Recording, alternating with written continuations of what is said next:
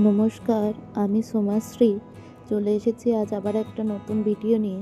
আজ বাইরে প্রচণ্ড বৃষ্টি হচ্ছে আর আমি বাড়িতে বানিয়ে নিয়েছি একটা সুন্দর রেসিপি। দেখুন, এটা হচ্ছে বর্ধমান কচুর পাতা, যেটা একদমই গলায় লাগে না। আমাদের বাড়িতেই গাছ আছে, সেই গাছেরই পাতা। এই বর্ধমান কচুর পাতাটাকে আজকে আমি রান্না করব চিংড়ি মাছ দিয়ে। দেখুন, আমি কচু পাতাটাকে ছোট ছোট টুকরো করে প্রথমে কেটে নিয়েছি, একদম ছোট ছোট টুকরো করে কেটে নিয়েছি। আর এটাকে আমি প্রেসার কুকারে দিয়ে ভালো করে সেদ্ধ করে নেব, সিটি দিয়ে সেদ্ধ করে নেব।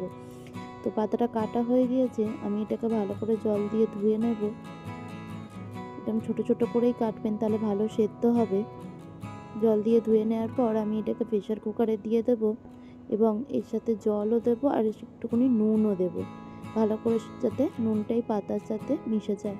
ওই জন্য সেদ্ধ করার সময় নুনটা দেবো স্বাদেরই জন্যে। এবং 3 থেকে 4টে সিটি দিয়ে নেব। 3টে দিলেই যথেষ্ট, পাতাটা একদমই ঠিকঠাক সেদ্ধ হবে। তো নুনটা দিয়ে দিলাম এবং এটাকে প্রেসার কুকারটাকে নিয়ে গ্যাসে বসিয়ে দিলাম। তো এটা সিটি হতে থাক আর আমরা ততক্ষণ চলুন কড়াতে চিংড়ি মাছটাকে ভেজে নিই। তার জন্য আমি প্যান বসিয়ে দিয়েছি এবং এতে প্যানটা গরম হয়ে গেছে। এতে আমি দিয়ে দেবো তেল। আমি সাদা তেলই ইউজ করছি, সর্ষের তেল না। আমি সর্ষের তেলটা তোটা খাই না, সাদা তেলই দিলাম। সাদা তেল দিয়েছি, তেলটা গরম হয়ে গেছে। এর মধ্যে আমি দিয়ে দেবো সামান্য পরিমাণে হলুদ আর দিয়ে দেবো সামান্য পরিমাণে নুন। হলুদ আর নুনটা দিয়েই আমি চিংড়ি মাছটাকে ভালো করে ভেজে নেবো এবং তেলের মধ্যেই হলুদ আর নুনটা দিয়ে দিলাম। এবার তেলের সাথে হলুদ আর নুনটাকে একটু মিশিয়ে দেব। তারপরে এর মধ্যে আমি দিয়ে দেবো চিংড়ি মাছগুলোকে। আমি এখানে 3টে চিংড়ি মাছকে ভাজছি, কারণ আমার কচু পাতাটা তো খুব অল্প, তাই চিংড়ি মাছটাও আমি অল্প দিয়েছি। কচু পাতা বেশি হলে আপনারা মাছটাও বেশি পরিমাণে দেবেন। দেখুন, আমি মাছটাকে ভেজে নিচ্ছি, চিংড়ি মাছটাকে এই হলুদ আর নুনের সাথে। এবং এর মধ্যে আমি একটা শুকনো কাঁচা লঙ্কা দিয়ে দেবো। শুকনো লঙ্কা নয়, কাঁচা লঙ্কাই দিয়ে দেবো একটা। আপনারা চাইলে শুকনো লঙ্কাও দিতে পারেন। তো ঝালের জন্য দিয়ে দিলাম। তো এটার সাথে আমি ভালো করে চিংড়ি মাছটাকে ভেজে নেব। আর কচু পাতাটাও আমার সেদ্ধ হয়ে গেছে, চলুন ওটাকে জল ঝারিয়ে নিই। তো কচু পাতাটা সেদ্ধ হয়ে গেছে, ওটাকে ঢেলে দিলাম ঝুড়ির মধ্যে। এবার ওই কচু পাতাটাকে আমি কী করব, হাত দিয়ে ভালো করে চিপে চিপে ওর জলটাকে বের করে নেব। তার আগে আমি দেখে নিই চিংড়ি মাছটা কত দূর ভাজা হলো।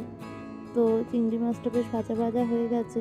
আর চিংড়ি মাছের ভেতরে দেখুন একটা কাঁচা লঙ্কাও দিয়ে দিয়েছি ভাজার জন্যে।